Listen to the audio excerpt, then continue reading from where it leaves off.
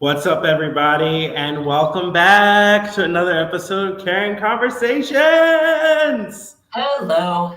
Thank you for bringing the energy, Jordan. I needed it today. It's been literally, I was telling our guest who we're going to be bringing on after our intro, it has been raining here in Pittsburgh all week. So I need your energy. I'm going to feed off that today. Thank you. Of course, always bringing the great energy. And if this is your first time tuning in to KARE-ing Conversations, I am your co host, Jordan Evans from KARE, always and wonderfully partnered with Rachel Hill of Foresight. But before we jump into the show, let's run our intro.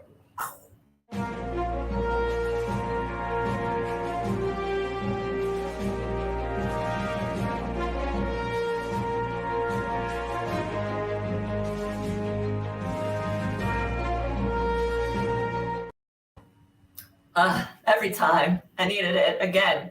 I need that energy. I love that intro. And Jordan, I feel like, the fact that I'm a little tired today, I think is actually perfect and perfectly fitting for the topic we're going to cover today, which What is, are we talking about today, Rachel? I know, we're talking about burnout. We're talking about stress and anxiety in the workplace, all really, really light topics. But you know us, we're going to find the balance here. And we have a super, super awesome guest that is going to dive into this with us. And we're particularly going to be talking about taking care of our mental health for our care force. That's so important and something that I think gets glossed over. So let's go ahead and bring on our guest, Kathy Perry. Hello, Kathy. Hey, I love to be in the presence of superheroes. Love that intro. I want a Thank you cape so too. much. You are the superhero though. We are so thrilled to have you with us and to be diving into a topic that I am such an advocate for, which is taking care of our mental health, avoiding burnout, and oh my gosh, of all careers, being a caregiver is one of the toughest jobs out there and one of the ones that can cause so much burnout and anxiety if you don't have tools, tips, tricks to manage that. So, Kathy, I wanna have you share a little bit about kind of your background and how you started to dive into this topic because it's so important. Yeah, absolutely. Well, first of all, thanks for having me. It's great to be with you guys. And I've got the rain coming too, so I need to be in the presence of people to pick me up, and that's a tip right there before we even start. Be in the presence of people with energy. They're going to help you. But yeah, my background. I come at the caregiving role a little bit not in the senior space, but my youngest child had 4 children in rapid succession. And my youngest child was diagnosed with a severe disability and she was infantile. We were told she'd live 2 years and she lived 20 years. So that stress of the unknown and the stress of, constantly needing to be there 24/7 for another human being, that weighs heavy. That weighs heavy on everyone in caregiving. And so I kind of dove into the space with that mindset of understanding, first of all, how vitally important and how honored we should be to be caregivers, because it's a role that, caring for another human, but yet also realizing it does cause quite a bit of stress and it can cause burnout. Been there, done that. And yeah, I do work with a lot of people in the caregiving space to help with that. That's a Uh, little bit about me. Amazing. And I so appreciate you sharing and being so vulnerable. That's so much to take on. And I'm curious before we start talking overall about like tips and things to do to take care of your mental health for our caregivers. I'd love to hear personally if there's anything you'd like to share that you did to kind of manage everything that you were going through at the time. What are some things that you did? Well, I'm going to say number one, I got professional help. At some point, there's a whole lot of us who think we can take on everything and we think we have the answers. But as I like to say when I'm speaking to professionals, your issues might be a little bit too big for your mama, your sister, your beer after work to take on. You really, when you get to a point the last book I wrote was called The Rubber Band Resilient Leader. And I talked about, we want to stretch. We want those things in our lives that are difficult to change us, to give us new perspectives. We want to be able to stretch. But when we feel like we might snap like that rubber band, that's time to kind of wise up and say, I think I need some help. So I did that. I mean, I made it through a whole lot of years of managing the stress of being a caregiver. And then I found myself going through a divorce, and things got way too heavy. And I thought, I'm at that point, I might snap. And I hired a professional to help. So that is absolutely my number one. If you feel that there's so many resources out there, I do believe in this country, we've lessened that stigma quite a bit. We're allowed to say, yeah, I got back with my therapist, and she helped me do this. Or so, yeah, that I would say before we can talk about what you can do on your own, we have to talk about what you can't do on your own. And wow. Yeah, I mean, and I love that we're kicking it off with that, because it is okay to ask for help. And I think that's part of the stigma factor, is that keeps people from asking for professional help. And it can start to your point. Yes, you do maybe need someone like a therapist to kind of take it to that next level, but it can start with just a friendly conversation with a friend, a check-in, like, how are you really? I think that's one of the things we don't do a ton. But yes, I agree. There's great resources. There's BetterHelp for online therapy. There's so many online therapy things. And one of the things I want to talk about too later in our conversation is the fact that we were having a roundtable with Jody Guffey and also Dee Cato, and they were saying, mental health resources are offered, but also employees tend not to take them. And I have a feeling that sadly that stigma has a lot to do with it. So yeah, thank you for sharing that. So now I want to kind of dive into, first of all, I want to kind of kick it off. You're experiencing some stress, you're experiencing burnout. Obviously there's a staffing crisis. So I feel like a lot of caregivers are going to, first of all, be reluctant to speak up if they need some time off, if they need a mental health day, because of this fear of, well, they'll just go get someone else. So I'd love for you to talk about, how do you even start to have that conversation with your employer, with someone, whether, again, you just need one mental health day, you need a couple of weeks, but you want to come back, you love what you're doing. So how do we even start that conversation? Yeah, well, if we dial it back, I did jump right into that, go get professional help. But yeah, let's dial it back. I don't want to give the impression like that's the first step. You're 100% right.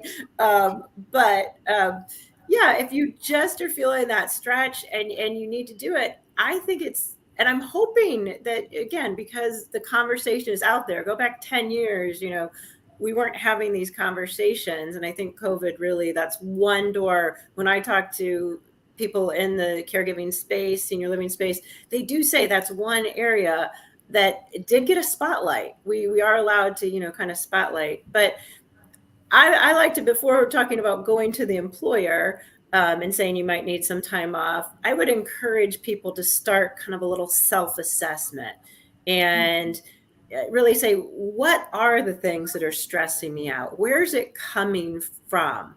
Because it could be a certain event. It could be a person. So you might not even need necessarily to step away from the whole situation, but figure out, what is that situation? I recently worked with an organization that told me that somebody was super stressed out because they didn't understand certain reporting that was necessary. And so they were really uncomfortable. They didn't feel prepared. They didn't feel like they had the right tool set to do their job. But then in just having a conversation with their manager, she said, oh, well, let's get you a little more training on that so that you fully understand it. So it really starts with that assessment. And sometimes it's a person, sometimes there's some civility issues in the workplace. So identifying, is there a conversation that needs to happen on a team about personalities or the way we approach our work or those things. So I always would encourage someone, really go deep. It's hard. It's really hard to say, okay, this is what is stressing me out. And then think of some ways and work with, then at that point, maybe going to your manager, your team leader, your director, and saying, I'm very stressed around this situation. What could be some steps we could take together so that I don't burn out in this position? Mm. But I'd love to put that quote from Ashley up again. Thanks so much for writing in. I've learned that you have to check in with your emotional well-being and take care of you, and that's kind of what you're outlining here, Kathy. Is you're checking in with your well-being, and taking care of you. One of the things, and because we're Mental Health Awareness Month, and one of the things that my therapist always tells me is stress in your body your body doesn't know the difference between good stress and bad stress. So that's the one of the interesting things is you may be feeling burned out, but you're getting all these opportunities to handle new complexities and acuity and bringing on more residents, and your residents are loving you. Or if you're in leadership, your turnover is down, and there's a lot of your beds are up and good things coming, and all of that is stress. It's good stress, but your body doesn't know good or bad. Your body is just like, I'm stressed. Absolutely, that fight or flight, it sticks with you. You can feel it, whether it's good or bad. Oh, there we go. We got Lori chiming in here. I love that. Thank you, Lori. I love what Jordan is saying too, because that's so true. It is hard for your body to differentiate. And I wanna back up again, Kathy, because also what you're getting at too is sometimes it's just a really simple fix, like more training, having a mediation, learning how to communicate better. I think sometimes just lack of communication in a workplace is one of the biggest challenges that we face. One of my go-to phrases is take a beat, circle back. Take a beat, circle back. Not everything needs to be answered immediately. And then, but unfortunately, we say that, but too often in this space, things do need to be answered immediately. There's a resident fall, and you got to answer that immediately. Or a resident's family member is calling you about a larger issue. You gotta call it. You have to answer that immediately. But in one of the things of also taking care of yourself, doing that check-in is, you mentioned it earlier, Rachel, is that vulnerability of saying, this is not to take away from the urgency of this matter, but I just need to take a beat, and I will be able to better address your concerns. Absolutely, because this is such a tough job. I watched my mom do it for her entire career, and I was sharing with you guys, she would come home and be devastated by the loss of a resident. You carry these things with you, and Kathy, I'd love to hear. Do you have any advice on that balance, or how do you set those boundaries? Because I think what makes a caregiver so good is their heart, and that's what makes them so good at this job. So how do you find that balance at all? Well, that is such an individual concern. And if I were to throw out some answers, every single person is different, because the stress that they're carrying, from home life, that's a stress. And then their financial issues, that's a stress. And then add on that, there's a stress at work. So, just picking one thing is really hard, but I think you really nailed it with what you said. It's the balance and it's the boundary. So becoming emotionally aware enough of where your stresses are enables you to set that boundary and say, okay, when I walk through the door, I can't do anything about what's happening to Mr. Jones now that I've left work. So I need to set a boundary around my personal space, set a boundary around my emotion. I can address it tomorrow when I get back, but that's the personal struggle that we all go through. Like, where do you hold yourself sovereign and say, this is my space, this is my time? And I just think as caregivers, often we think, oh, well, we're not caring if we let it go. Or if we're not worrying about him overnight while we're not with him, then what kind of caregiver are we? But that you have to put you first, and you've got to give yourself some of that space and boundaries to let go of caring all the time. Oh my God. Despite the name of the show, Caring Conversations. I want to throw that comment that's up there. Same thing. Yes, absolutely. Thanks, Rob, for writing in.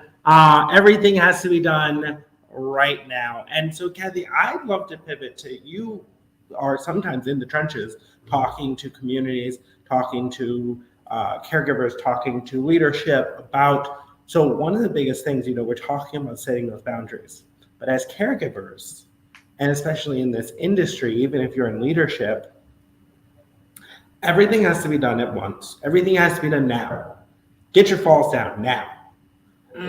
Get the beds, get your count up now. And it is really uncomfortable, especially when you're taking care of people's family members, to set boundaries. Like, it can be really uncomfortable when someone is telling you, my mom is wet. This is a problem now. Yeah. And then saying, I understand. We will do our best to address that. Let me just take a second to get our team together. And because, it's also post-COVID, but it's still COVID. Like, we're still battling COVID. We're still battling this, and we're still battling that. And while your mother is wet, and yes, that is a priority, and it is something that is your family member, and she shouldn't be sitting there wet. We've also got so many other things. It's hard to set those boundaries. So tell us about those boundary setting conversations. you nailed that. It is hard to set those boundaries. It's one of the most difficult things that I think a caregiver or almost anyone deals with, because we feel like we're being judged constantly for our ability to be there for somebody. And I think one of the things that is so important within organizations is to prepare people to know that setting a boundary is okay, and how to have the conversation. So yeah, when they are being yelled at, or just feeling like, oh, I failed this resident because the family member's so upset with me. Sometimes, unfortunately, frontline caregivers aren't prepared for what they have to take on, and I would encourage directors, leaders, to help their teams out, help them understand what kind of language to use. And I work on this in some workshops that, and you kind of alluded to it, like, take a beat, but helping them build that trust and that transparency within the whole organization. So important, because trust is really at the core of all things caregiving. And I think when I've worked with some organizations that do trust really well. And so, if you trust somebody with the care of your loved one, you become a little more forgiving. Like, I understand. But it's just continuous conversations. And I do believe that leadership plays a role in that. And they need to really support those frontline caregivers so that they don't carry that burden all the time. I love that. Vulnerability is a key part of that. Like, having someone bringing in that trust, they feel like they have to trust you. And in order really to have someone trust you, you really just have to be vulnerable. Mm-hmm. And it reminds me of a story of this. I don't remember if this person came on our show and said this, or in the after show, so I won't name this person, because I don't remember if they said this on air or when we were back. But this person, a good friend of mine, used to be a provider, and she had her resident family members, they were up in an uproar about what's going on in the community. So she gave them access to the financials. She gave them access to the scheduling. She gave them full access of all their operations, and these resident family members came back with she started a steering committee for her operations. And these people, their family members had a better understanding of what was going on, so that you can have that vulnerability. I'm not going and suggesting that everyone, like, we would be canceled if that, no, don't do that. But there's something to that vulnerability. If you could just say, here's the things we're dealing with. You don't have to say, we've got it 100%. Because I feel like often leaders are, and especially caregivers, are just pressured to tell everything's going to be okay. Right. Like, we're on this flight and we're stewardesses and we can't look like we're scared because we've heard some turbulence. When maybe it's okay to look a little scared and say, hey, we are going through some turbulence. We are going through this together. I'm a little scared too. I love it. Yeah, exactly. Exactly. That's how you build trust. That's how you let people see you're human and you're going through some issues too. And yeah, just building that. I had a recent CEO, and he said, I screwed something up. He goes, I wasn't transparent enough with my team about this. And he just flat out came out a few days later, because guess what happened when he wasn't transparent? Gossip started. And he realized within his organization, they're gossiping and it's about me. And so he kind of called himself out, humbled himself, ate a piece of humble pie, and said, I didn't handle that right.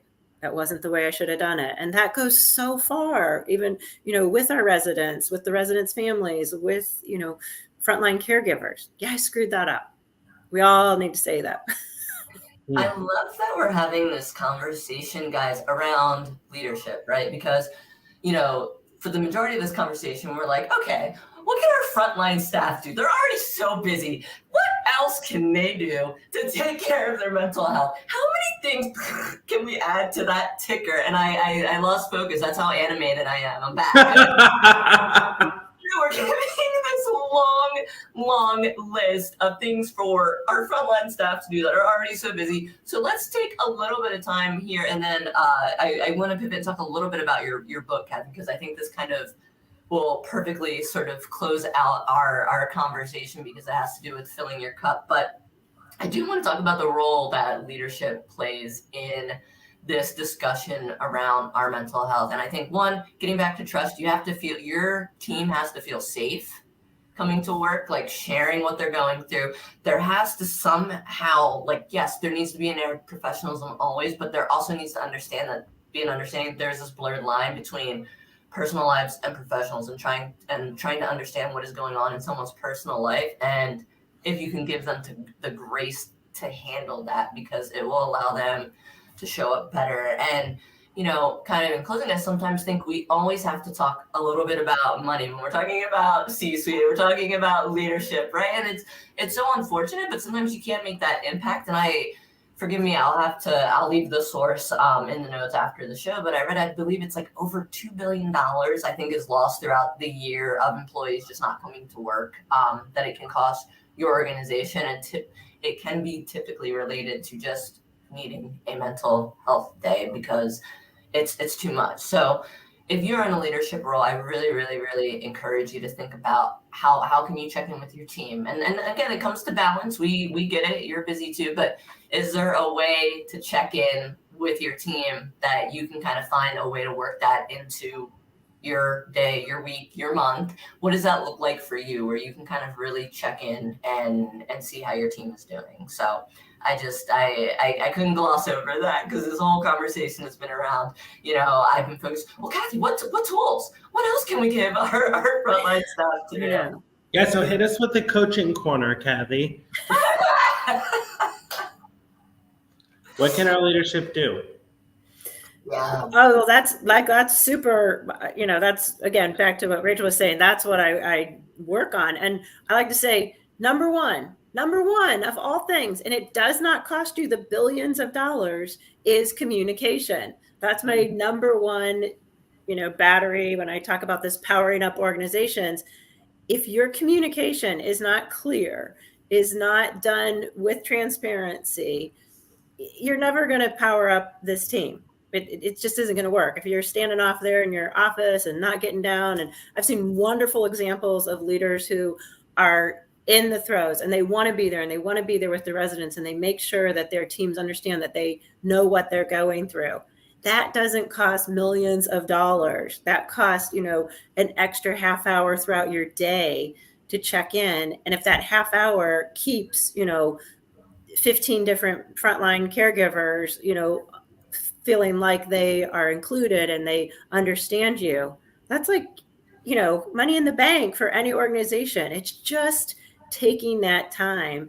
And I do coach, leadership on that. And I do want to state like one statistic that when I was like prepping for this, a survey of like 3,400 people. This was in Forbes, but it was also done. The survey was done by an organization called Workforce Institute, UKG, which I can post, but it was a Forbes article. They said 70% of those surveyed, 3,400 people surveyed, said that their leader or manager had the biggest impact in their life on their mental health and well-being, higher than their spouse or partner. So putting these people in that role and helping them understand, like, you affect a lot of people's days. So, get over yourself, become a servant leader, communicate with your people, understand they're real people with real problems, and you will solve so many problems. Oh, amen. I love it. And, so if you need couples therapy, you need to have your boss in your first session. And then bring your spouse in your second session. Probably right, yeah. Exactly. Oh my gosh, I love this, Kathy. You are such an incredible resource. And, a lot of what you're sharing is also in your book. So I'd love for you to talk a little bit about, I think you have multiple books, but I want to talk about the one you were talking about, Charging Up Your Battery. I want to talk about this. Such a cool resource. I believe should be required reading for anyone in leadership. So I read it. It's so good. So talk a little bit about that briefly, please. Yeah, well, it's called Senior Living Power. There's the plug. Senior Living Power. Energize and serve with joy. And just on a personal note, my daughter's middle name was Joy. And she did live to be age 20 after being told she would only live 2 years. And I just realized that anything we do, we can do through the lens of joy. And I feel that, again, caring for another human, highest level of honorable thing that you could do, but we're not honoring it all the time. So that's why I wrote the book, because I realized everyone's drained of energy, and the book follows a circuit of power. We all every day have this circuit of power, and we're trying to light 15 light bulbs with that circuit. And sometimes the circuitry's off, and sometimes we don't have the right batteries. But I really get into the 6 batteries that senior living professionals need to stay powered up. And when any one of those isn't quite right, we're not able to light quite as many bulbs in our day. So those are communicating, civility, celebrating, contributing, caring, and caring is for ourselves, not for those who, and I skipped one, but I don't remember what it was. You have to read the book. Yeah. So throw that book up for us again, Kathy, please. Okay, that's on Amazon, Senior Living Power, Energize and Serve with Joy. And it has a lot of stories in it too. A lot of stories about frontline caregivers. There's a really great one by a gentleman who's a CNA. And I asked him point blank, I said, do you feel like you're respected? And he said, he pondered for quite a bit. And he said, it's not a matter of lack of respect. He goes, it's actually just a matter of not being recognized. Like people who are so busy, no one even asked me my name, for the first couple of days I was there. And he said, thank goodness one person took me in and mentored me. But just small human interactions can make a huge difference. 100%. If we could throw the link up to Kathy's website here before Jordan and I wrap up the show, please. There it is. Guys, I would highly, highly encourage you to go check out Kathy's work. She's such a great resource, such a light, pun intended. And this conversation has really brought me up from a long week. I hope it has been a great resource for our leadership, for our caregivers. And we, for KARE-ing Conversations, we have such a back catalog on how to address some of these little things, some real tangibles. Aaron Fish of Trestle Hospitality was on talking about how you can provide a lunch for your cares. That simple, so that they're not stressed out running around for lunch. That's not some big thing. That's not a big picture thing. I feel like that can make a huge difference. So, Kathy, thank you for joining us. Thank you for sharing your story. Thank you for telling everyone about this book. Like, I cannot like promote this book enough. It is fantastic. And thank you for your time today. Hey, thank you, Ashley. Thanks, I Ashley. really appreciate that. Thank you. Like, Rachel, I want to bang my head against the wall, and here's why. I don't want to oversimplify this, but I don't know how to, because every episode that we've done of this show and we've done quite a few episodes, and we keep being brought back to this concept of person-centered managing, person-centered care, what Kathy says, small human interaction can make all the difference. And this CNA just had someone ask their name, ask their name, ask their opinion, communication, all of these things come back and boil down to what we always find ourselves back to is being a team. Absolutely. And recognizing and giving those kudos. It's not about a participation trophy, but we had Nate on from Seeker Foundation. But Nate's giving participation trophies. But not the way that you think, though. Like, the recognition far above that, right? Like, the point being not the millennial stereotype of what a participation trophy is. And you can see the work that Sika is doing and how meaningful that is to the honorees. So also encourage you guys, please go back, watch that episode, learn more about Sika. And, I think in closing, I just want to say it's so funny and ironic that, we've got our capes on and all this, but we're not heroes. We don't always have to be a hero. And I think that's the message of the show. So talk to a friend, talk to a therapist, talk to your family. More importantly, talk to your team. Talk to that person you've never talked to. Find yourself in a vulnerable space and talk. Because you don't know what that person may be going through. And I'll get off my soapbox. But treat some other, golden rule to oversimplify this. Yeah. As the golden rule. No, it's true. And, in closing, everyone has a story. So it's just about taking some time out to listen. So, guys, what an episode. This was great. Jordan, thank you for bringing it. Kathy, thank you for everything that you shared and all of your resources. And, guys, we'll catch you on the next one. Thank you so much. We're here every Wednesday.